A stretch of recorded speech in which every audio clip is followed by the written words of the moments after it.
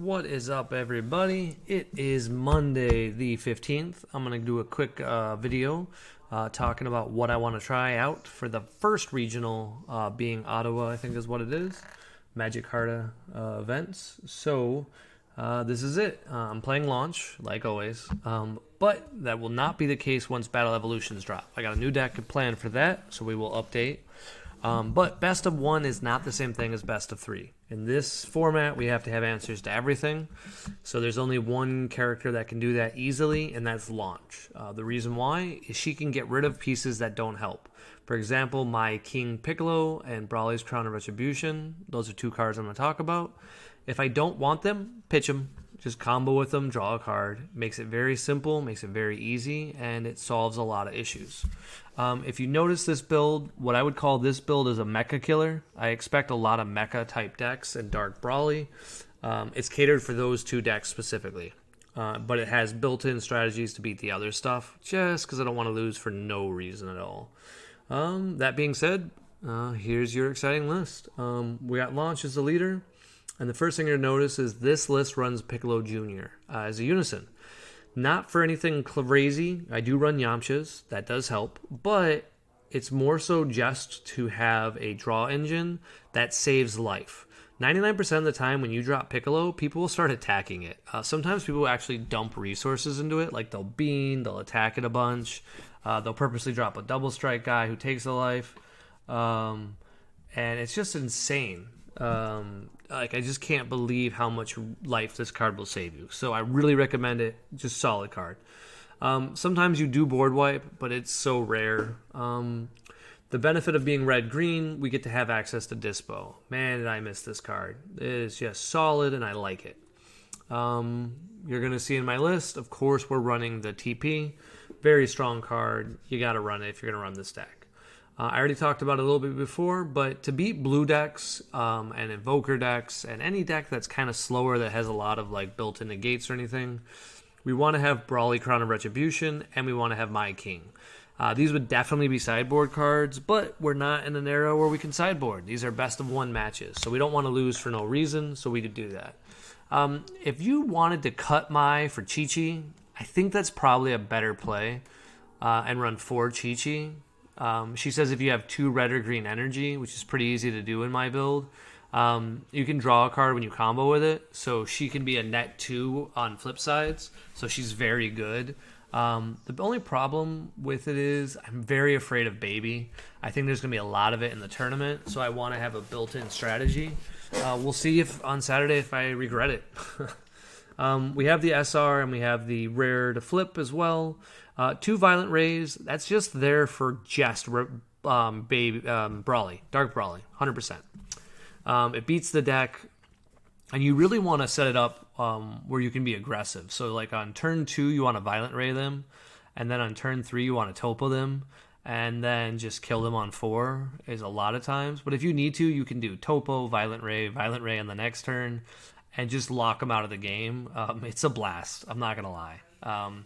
I would never play Dark Brawly, and I know that they have some outs because they have some cute tricks and stuff, but we have adapted as well, and we can beat it.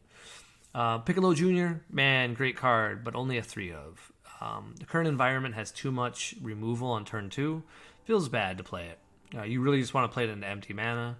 Super combo is Nappa, not because of the reason you probably think, it's because your life is just too high to run any other super combo. Sparking super combo is possible, but not that exciting. But yeah, Nappa is turn 1, you can play it, and you have a body on the floor. It's useful. It has multiple purposes of being comboed with. It's an arrival card, piece. It's good. Brawly Demonic Origins. Ironically, although it's meant to be energy, man, I do cast this card a lot. The discard a card is super relevant late game, and it's just a solid 15k. Like, it's good, but it's mostly there for that untapped land. We have a single Trunks, and that's just in case we play Piccolo on turn 2 and we don't have a 1-drop in play already. We just want to play it. So if we have that combo, great. If not, we just don't play it. You'll see here I'm running 2 of my old favorite Vegeta the Cruel. That's for one big reason. It's a ridiculously good right now. In the mirror match, especially if you charge a red-green, You charge a red, and they choose to drop a Piccolo on their turn. Woo, boy, that feels great to shoot their Piccolo and make them warp a card. Like, you're getting ahead. King Piccolo is a free card to play when you play the Unison. Very solid, but you can actually just cast it for 3, and it's a fine card to play for 3 energy. You'll find that you do sometimes, and you just go in to kill people. It's quite good. Yamcha Merciless Barrage, like I talked about before, it's a card you can pitch. So a 3-of doesn't hurt you. If you wanted to, you could try Wolfgang Fist, but I don't think you need it in this environment. The reality of it is negates are kind of like wonky because Vegex is going to be prevalent, and you saw how much built-in stuff there is. We got Topo. Boy, can Topo be better right now? I don't think so. Like, this card is MVP in a lot of matches. I could honestly see dropping Violent Rays for 4 Topo. The difference is that the Shenron critical deck that Dylan played and Torian Wallace got top 16 at with the Invitational, that deck can kill you on 2. So having access to Violent Ray, just in case you notice they have the turn 2 kill, it's a good way to stay alive in a best of 1 format. We got Chomp and Beerus. I just played an event this weekend against an amazing player playing Cooler. He was a really cool guy, and he went all in on his 1-drop Frieza by negging my leader by 60k. And then I had only 1 energy open, comboed a Dispo, and I comboed a Launch, and popped it, and it felt really good. Big fan of the card. It's less good now in this build because I don't have a way to neg their cards. I considered a few cards to let me do that, but I'm fine with it the way it is, besides my leader. So sometimes we will attack with my leader, neg a battle card on this side, and then during the attack, arrival it in. If it's like a 25k base and I want it to be a 20k, it's very rare, but it has happened. You'll see here we're running 2 exploiting Vegeta. That's primarily actually for the mecha format. Frequently, you'll see them tap all of their energy for like a Bergamo or something like that. Well, you get to respond to Bergamo. So when they finally go for Bergamo and they purposely tap down, like a frequent play you're going to see them do is tap their guy with a Zamasu super combo, and then they think they're going to kill you that turn, and you just respond to the Bergamo with your Vegeta, and if they don't have the Cold Bloodlust, obviously that would suck if they do. But you get to wipe their entire board. Your leader gets plus 5k. Very strong card. Frequently, also, people are playing Dark Banisher Fu now.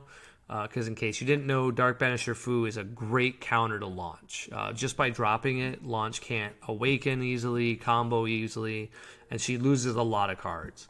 But this card only would cost you 1 to warp for its effect, and now Dark Banisher Fu is only a 5k, and Launch can handle that.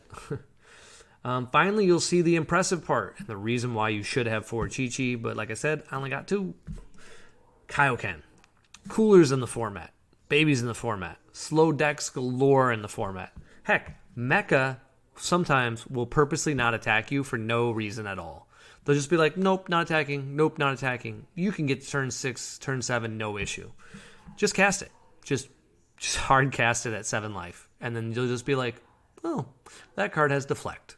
One of the first cards with Deflect. Super powerful effect. Super easy to cast. You really do need to make sure and keep track of your energy so you can cast this card on 5. Like I said, I played a Cooler deck. I felt really bad because turn 5 I could cast it very easily. And then I played against a Baby deck, I think it was, in that tournament for Geekitude.